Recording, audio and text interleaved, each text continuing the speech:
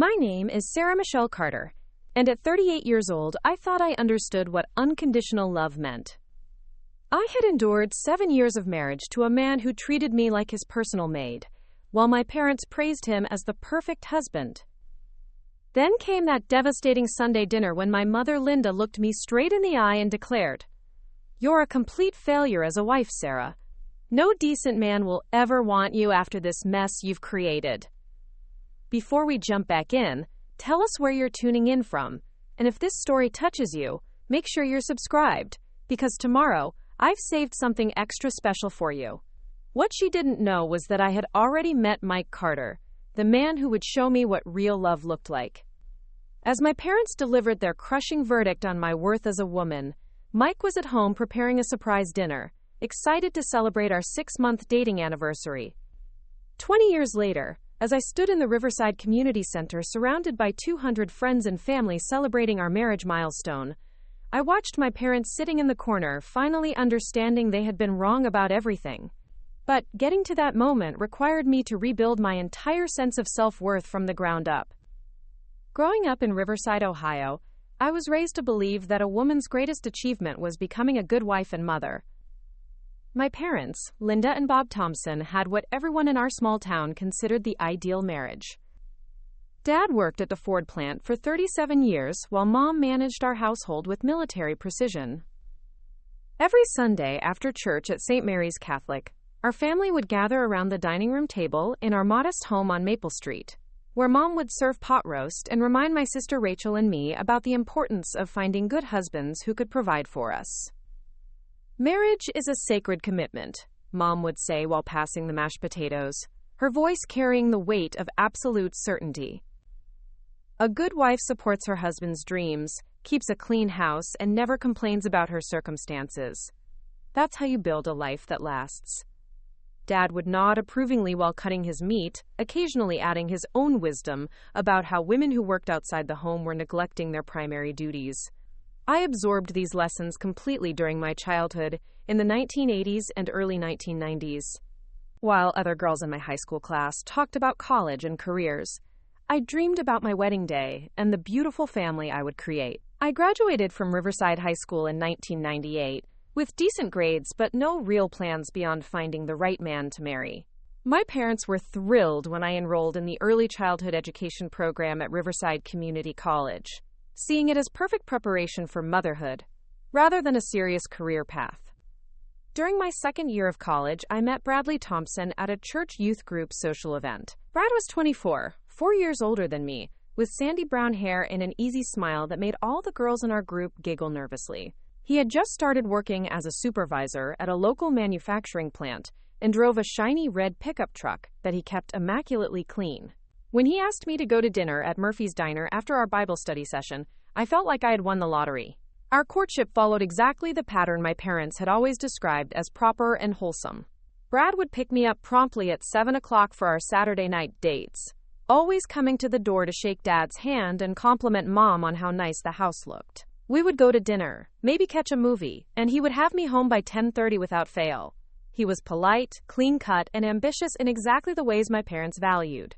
After 6 months of steady dating, Brad started talking about our future together, painting pictures of the house we would buy and the children we would raise. When Brad proposed on Christmas Eve of 2000, presenting me with a modest diamond ring in front of both our families, I felt like my life was falling perfectly into place. The engagement period was a whirlwind of planning and preparation that kept me busy for the next 8 months. Mom threw herself into wedding preparations with enthusiasm that bordered on obsession, spending hours poring over bridal magazines and making lists of everything we needed to arrange. She insisted on handling most of the details herself, claiming that planning a daughter's wedding was one of the greatest joys of motherhood. Our wedding day, August 18, 2001, was everything my mother had envisioned. St. Mary's Catholic Church was decorated with white roses and baby's breath, the altar glowing with candles that cast a warm light over the 150 guests who had gathered to witness our union. I wore my grandmother's pearl necklace with a traditional white gown that Mom had helped me select, complete with a cathedral-length veil that had been in her family for 3 generations. As I walked down the aisle on Dad's arm, seeing Brad waiting for me at the altar in his black tuxedo, I truly believed I was beginning the happily ever after I had always imagined. The reception at the Riverside Country Club was elegant and proper, with a sit-down dinner and a small band that played classic love songs while our guests danced and celebrated. During her mother of the bride speech, Mom spoke about how proud she was to see me beginning my journey as a wife, emphasizing how lucky Brad was to have found such a dedicated and loving young woman. Dad's toast focused on how Brad was exactly the kind of solid, dependable man who would take good care of his daughter.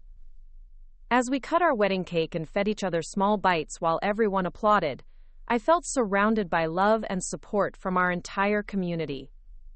Our honeymoon in Gatlinburg, Tennessee was sweet and romantic, filled with long walks through the mountains and quiet dinners at cozy restaurants. Brad was attentive and affectionate, constantly telling me how beautiful I looked and how excited he was about building our life together. We spent hours talking about our dreams and plans, from the house we wanted to buy to the names we had picked out for our future children. When we returned to Riverside and moved into our first apartment at Willowbrook Commons, I felt like I was living in a fairy tale.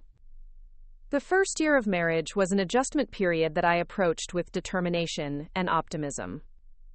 Brad worked long hours at the plant, often coming home tired and stressed from dealing with production deadlines and difficult coworkers. I focused on making our small apartment feel like a warm and welcoming home, cooking elaborate dinners, and keeping everything spotlessly clean. I had taken a part-time position teaching at Lakewood Elementary School, but I made sure my work schedule never interfered with Brad's needs or expectations. Initially, the small signs of trouble seemed like normal marital growing pains that every couple experienced. Brad would occasionally make comments about how the house wasn't quite clean enough, or how preparing and narrating this story took us a lot of time, so if you are enjoying it, subscribe to our channel. It means a lot to us. Now back to the story. How dinner wasn't ready when he expected it to be. He started spending more time with his friends on weekends, leaving me alone while he went fishing or watched football at sports bars. When I mentioned feeling lonely or suggested we spend more time together, he would remind me that he worked hard all week and deserved some relaxation time with his buddies. My parents, who had always emphasized the importance of supporting your husband and not being demanding or needy, encouraged me to be more understanding of Brad's position. Men need their space, Mom would tell me during our weekly phone calls. Your job is to make sure he wants to come home to you, not to complain about the time he spends with his friends. Dad would add his own perspective about how a man's work was his primary responsibility, and that a good wife should never add to his stress by being clingy or demanding attention. As our second year of marriage began, I threw myself into being the perfect wife with even more dedication.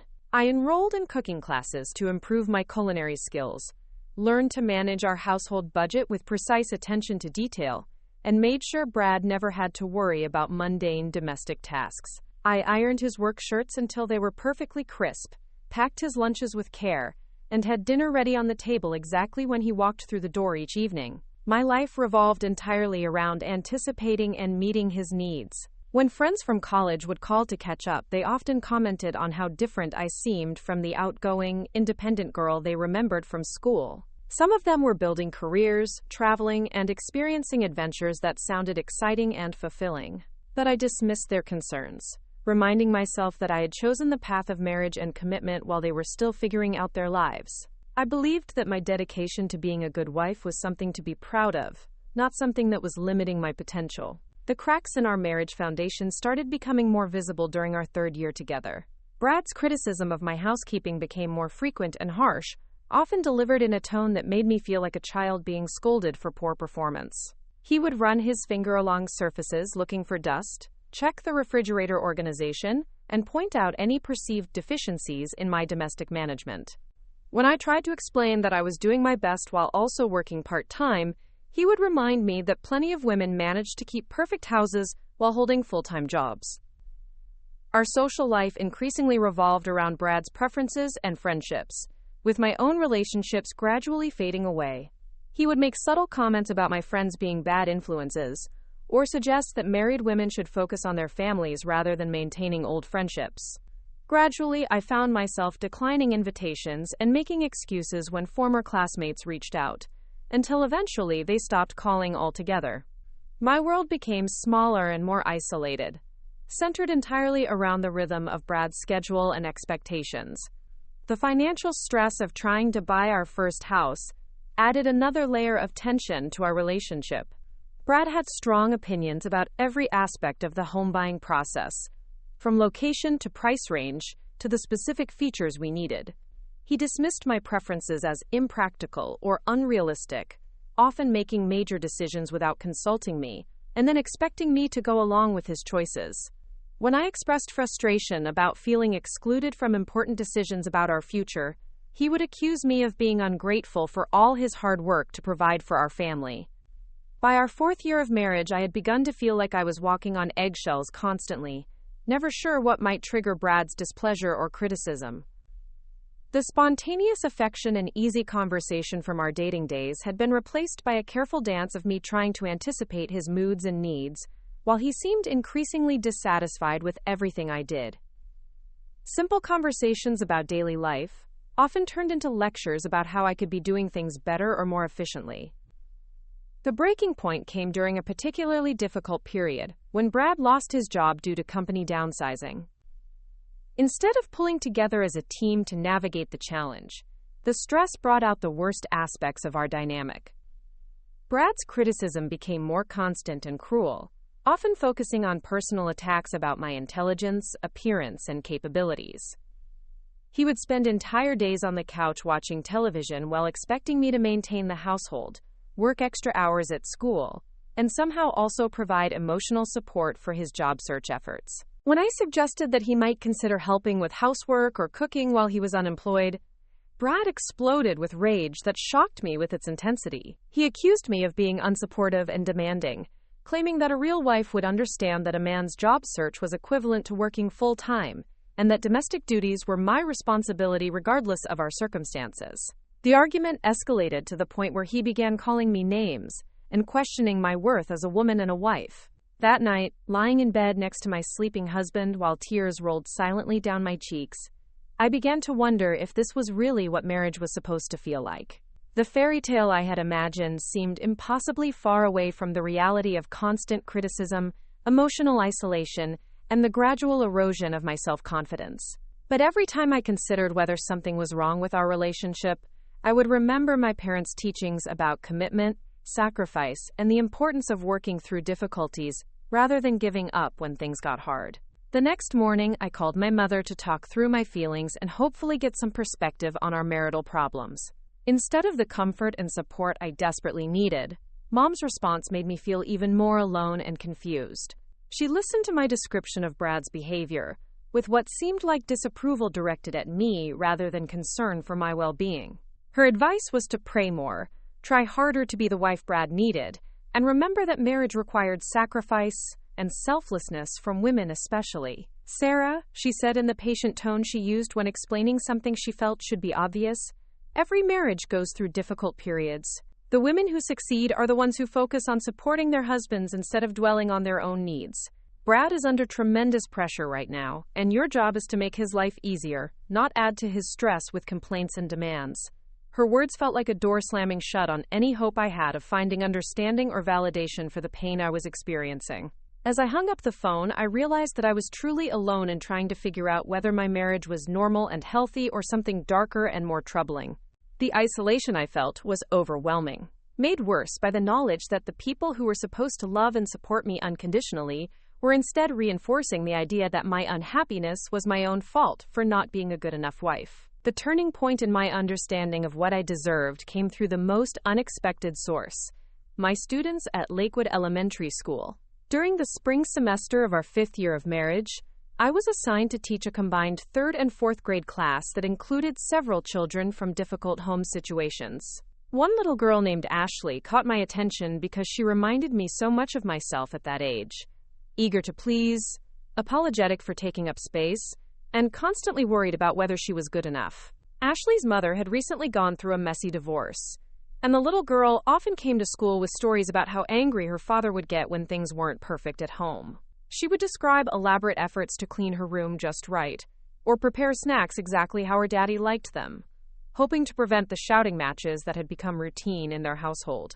As I listened to her earnest explanations of how she was trying to be a better daughter so her parents might get back together, I felt a uncomfortable recognition stirring in my chest. One afternoon, Ashley stayed after school to help me organize classroom supplies, chattering away about her weekend plans to deep clean the entire house before her father's visit. She had created a detailed checklist that included scrubbing baseboards, organizing closets, and preparing his favorite meal down to the exact seasoning measurements. The intensity of her planning and the anxiety in her voice as she described potential problems made me stop what I was doing and really look at this 8-year-old child. "Ashley, sweetheart," I said gently, kneeling down to her eye level, "do you think it's your job to make your daddy happy by doing all that work?" Her response nearly broke my heart. She nodded vigorously, explaining that if she could just be perfect enough, maybe her parents would stop fighting and her family could be happy again. The conversation that followed changed something fundamental in how I saw my own life. I spent the next hour talking with Ashley about how children aren't responsible for their parents' emotions, how love shouldn't depend on perfect performance, and how she deserved to be valued just for being herself. As the words came out of my mouth, I realized I was giving her advice I desperately needed to hear myself. When I tucked her into her mother's car that evening, watching them drive away with Ashley excitedly telling her mom about our conversation, I stood in the empty parking lot and cried for the first time in months. That night, I couldn't stop thinking about the parallel between Ashley's desperate attempts to fix her family through perfect behavior and my own exhausting efforts to earn Brad's approval through flawless housekeeping and constant accommodation. The realization that I was living like that frightened 8-year-old girl was both devastating and liberating. For the first time, I began to question whether the problems in my marriage might not be entirely my fault. The next few weeks brought a series of small but significant encounters that continued to chip away at my acceptance of the status quo. During a parent-teacher conference, I met Ashley's mother, Rebecca, who had recently started therapy to process her divorce and rebuild her self-esteem. She spoke openly about how she had spent years believing that her ex-husband's anger and criticism were justified, and how therapy had helped her understand that she deserved to be treated with respect and kindness. The hardest part, Rebecca told me as we discussed Ashley's progress, was realizing that I had been modeling unhealthy relationship patterns for my daughter. I thought I was teaching her about commitment and perseverance, but I was actually showing her that women should accept being treated poorly. Her words hit me like a physical blow, forcing me to confront the possibility that I might be unconsciously preparing to pass the same destructive patterns on to future daughters of my own. Around the same time, I reconnected with my college friend Jessica Martinez, who had recently moved back to the Toledo area after completing her master's degree in social work. Jess and I had been close during our community college years, but our friendship had gradually faded as I became more absorbed in my marriage and she pursued her education and career goals. When she called to suggest meeting for coffee, I almost declined out of habit, but something made me accept her invitation instead. Our reunion at the Corner Cafe in downtown Toledo was initially awkward, as I struggled to find things to talk about beyond Brad's job situation and my domestic routines. Jess, on the other hand, was full of stories about her graduate program, her work with survivors of domestic violence, and her plans to open a counseling practice focused on helping women rebuild their lives after leaving unhealthy relationships. As she described her passion for empowering women to recognize their worth and advocate for themselves, I felt both inspired and deeply uncomfortable. "Sarah, you seem so different from the confident, funny girl I remember from college," Jess observed halfway through our conversation, her trained eye picking up on subtle signs of the changes in my personality. "You keep apologizing for everything and asking if it's okay to order a second cup of coffee. What's that about?" Her direct question caught me off guard, and I found myself defensively explaining that marriage had taught me to be more considerate of others and less focused on my own wants and needs. Jess listened carefully to my explanation, then asked a question that would haunt me for weeks afterward. "But Sarah, when was the last time someone was considerate of your wants and needs?" I couldn't answer her question because I genuinely couldn't remember a recent example of Brad or anyone else in my life prioritizing my preferences or asking what would make me happy. The silence stretched between us as the implications of that realization sank in. Over the following months, Jess became an unexpected lifeline, offering a perspective on relationships and self-worth that directly contradicted everything I had been taught about marriage and womanhood. She never criticized Brad directly or told me what to do, but she asked thoughtful questions that forced me to examine my assumptions about what I deserved and what healthy relationships looked like. Through her work, she had seen countless women who had lost themselves in relationships with controlling or emotionally abusive partners, and she recognized patterns in my stories that I was still too close to see clearly. "You know," Jess said during one of our increasingly frequent coffee dates, "in my training, we learned that emotional abuse often starts with isolation, cutting someone off from friends and outside perspectives that might help them recognize what's happening. Then it escalates to criticism and control, disguised as love and concern. The victim starts to believe that their partner's impossible standards are reasonable expectations, and they exhaust themselves trying to meet demands that keep shifting and increasing. I initially bristled at the suggestion that my marriage might fit that pattern, insisting that Brad wasn't abusive. He had never hit me or threatened physical violence. But as Jess gently explained the difference between physical and emotional abuse, describing how psychological manipulation could be just as devastating as physical violence, I began to recognize behaviors and patterns that I had normalized or rationalized away. The conversation that finally broke through my denial happened on a rainy Thursday afternoon in late September. I had arrived at our coffee meeting visibly upset after a particularly brutal morning argument with Brad about my failure to properly organize his tool shed over the weekend. He had spent 20 minutes detailing everything I had done wrong, concluding with his assessment that I was hopeless at anything requiring actual intelligence or common sense.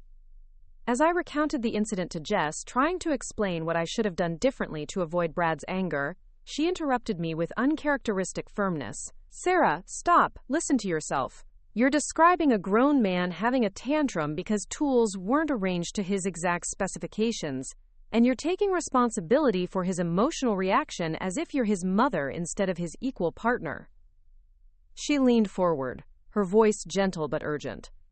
"I need to tell you something, and I need you to really hear me. The way Brad treats you is not normal. It's not what marriage is supposed to look like. In healthy relationships, partners support each other, communicate with respect, and work together to solve problems. They don't tear each other down or demand perfection as proof of love."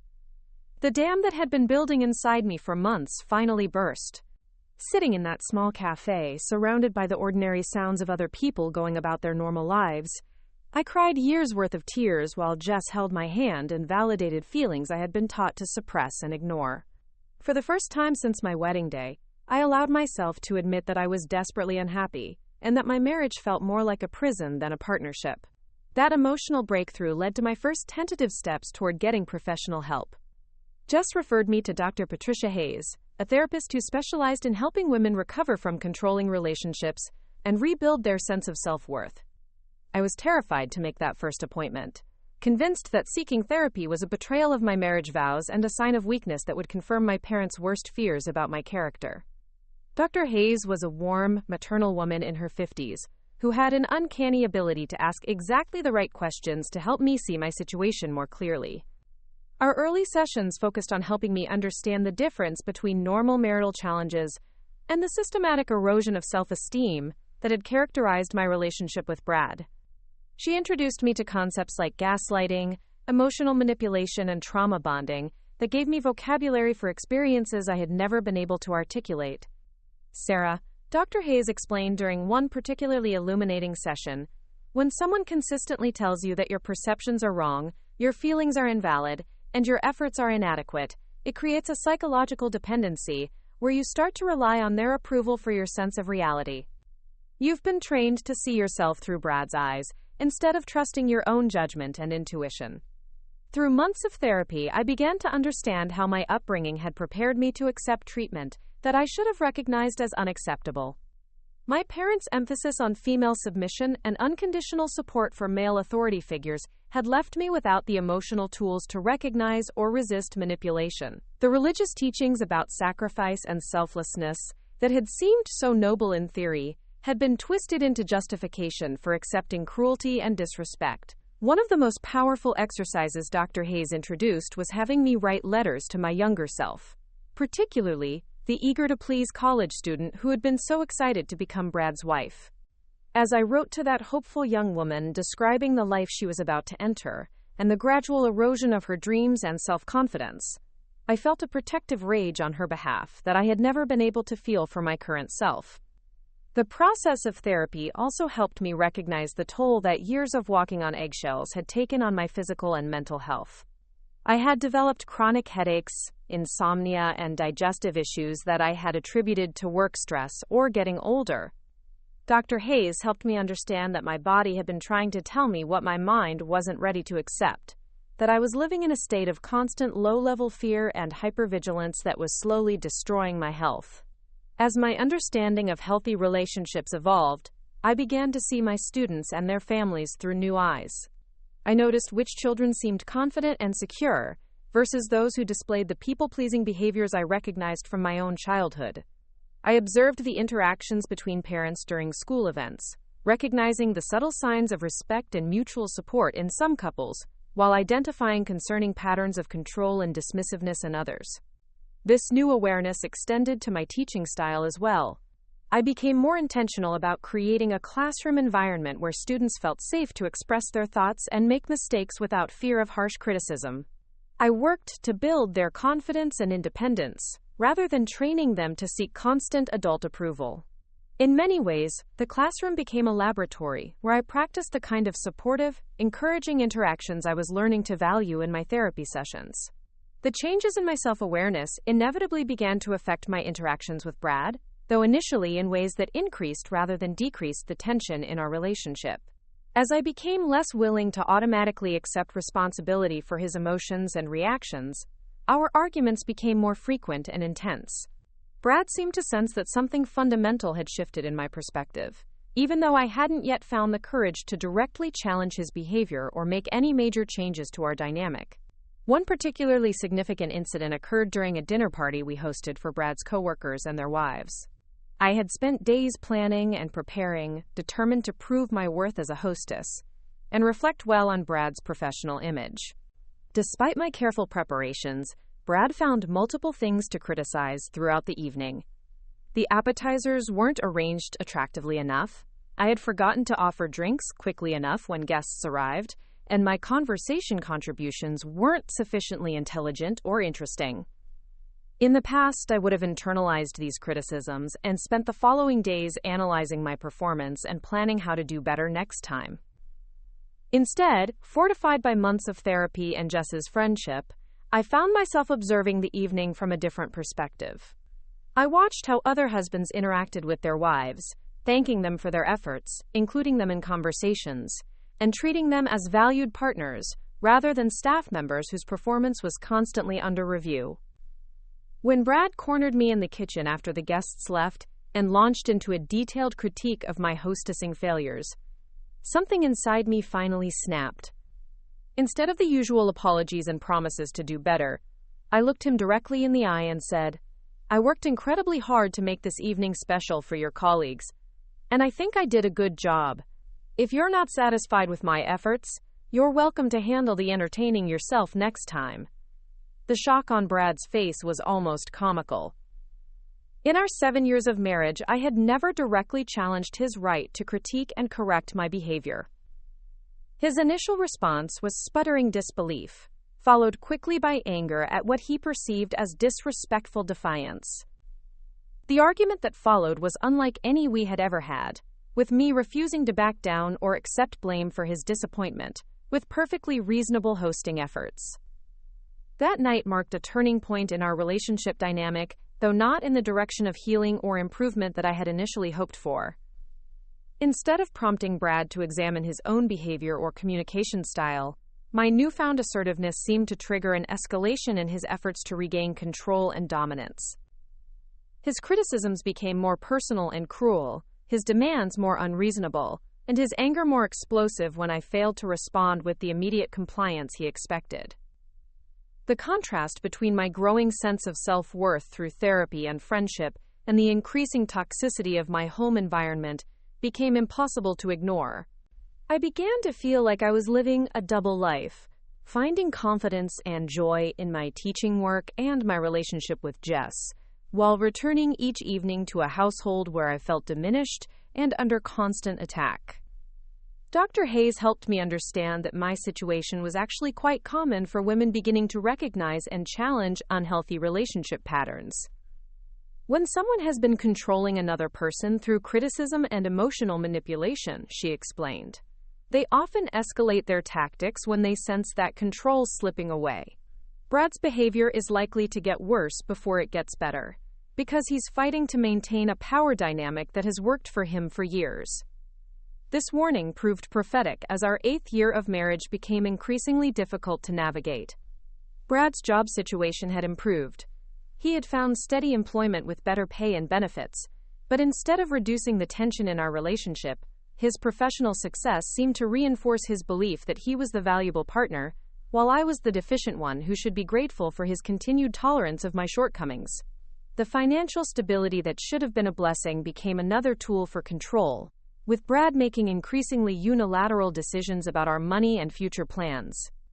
He would make major purchases without consulting me, then justify his choices by pointing out that he was the primary breadwinner, and therefore the logical decision-maker for the household.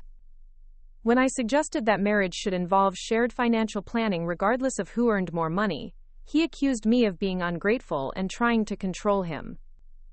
My teaching salary, which had never been substantial, became a frequent target of Brad's criticism and resentment. He would make cutting remarks about how my little job barely covered its own expenses, when accounting for the costs of professional clothing, gas, and supplies I purchased for my classroom. The implication was always that my work was a frivolous hobby rather than a meaningful contribution to our household or my personal fulfillment.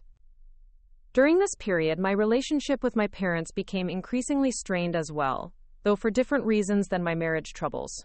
They had always been proud of my career and education, seeing it as an appropriate and respectable choice for a married woman. However, as I began to share some of my concerns about Brad's treatment and my growing unhappiness, their response was disappointingly predictable. Mom's advice remained consistent: pray more, try harder, and remember that marriage required sacrifice and patience. She seemed genuinely unable to comprehend that the problems I described might be serious enough to warrant consideration of major changes. In her worldview, divorce was simply not an option for women of faith and character, regardless of the circumstances that might make continuing the marriage harmful to their well-being. Dad's response was even more frustrating, as he tended to defend Brad's behavior by explaining it in terms of natural masculine authority and leadership. When I described feeling excluded from financial decisions, Dad would nod knowingly and explain that men had a God-given responsibility to lead their families, and that women who challenged that authority were fighting against the natural order. His advice always concluded with variations on the theme that I should submit more completely to Brad's leadership and trust that everything would work out for the best. These conversations with my parents left me feeling more isolated and alone than ever. The people who were supposed to love and support me unconditionally seemed incapable of recognizing that I was in distress, or that my marriage might be fundamentally unhealthy. Their responses consistently reinforced the idea that any problems were my fault for having unrealistic expectations or failing to fulfill my duties as a wife properly. The loneliness of this realization was overwhelming at times, but it also served to strengthen my relationship with Jess and my commitment to therapy. These became the only spaces in my life where my feelings were validated and my perceptions were treated as trustworthy. Through Dr. Hayes, I began to understand that my parents' inability to support me during this crisis was itself a form of emotional abandonment that was compounding the trauma of my marriage. As my understanding of healthy relationships continued to evolve, I found myself paying closer attention to the marriages and partnerships of people around me. I observed my colleagues at school, particularly those whose relationships seemed characterized by mutual respect and genuine affection. I noticed how they spoke about their spouses, with warmth and admiration rather than constant complaint or criticism.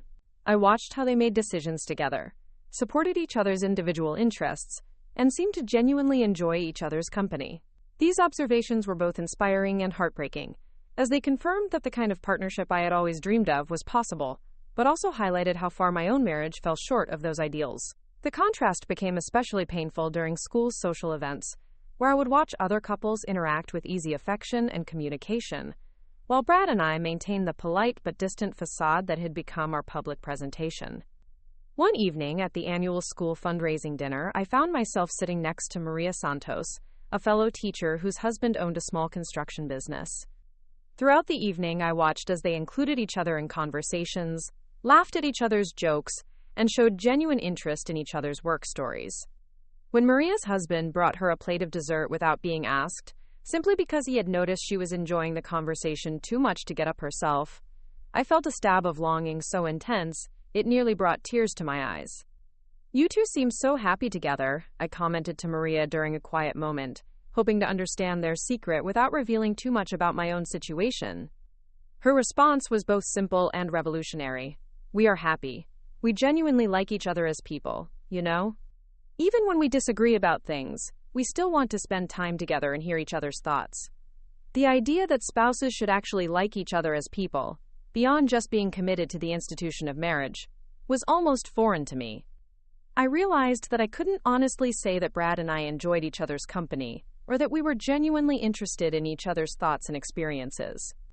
We had become more like reluctant roommates fulfilling contractual obligations than partners choosing to build a life together out of love and mutual respect. This epiphany led to one of my most important therapy sessions with Dr. Hayes, where I finally articulated the question that had been growing in my mind for months.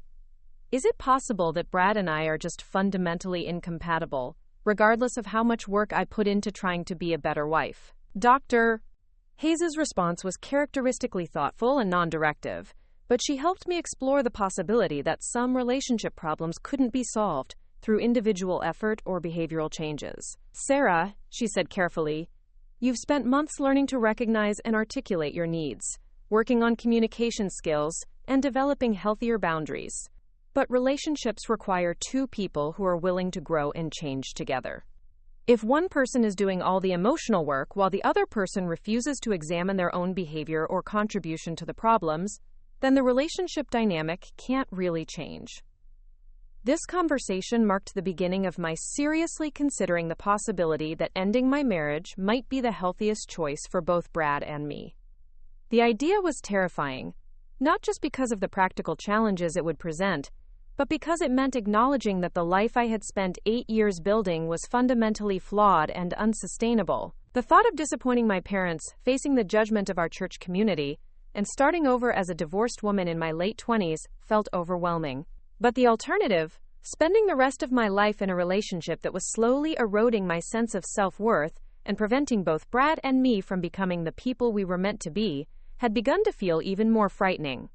As spring turned to summer in our 8th year of marriage, I found myself at a crossroads that would determine the entire trajectory of my future. The foundation I had built through therapy, friendship, and professional growth had given me the tools and confidence to recognize that I deserved better than what my marriage was offering. Now I needed to find the courage to act on that knowledge, even if it meant facing the disapproval and judgment of everyone I had been taught to trust and respect. Up next, you've got 2 more standout stories right on your screen. If this one hit the mark, you won't want to pass these up. Just click and check them out.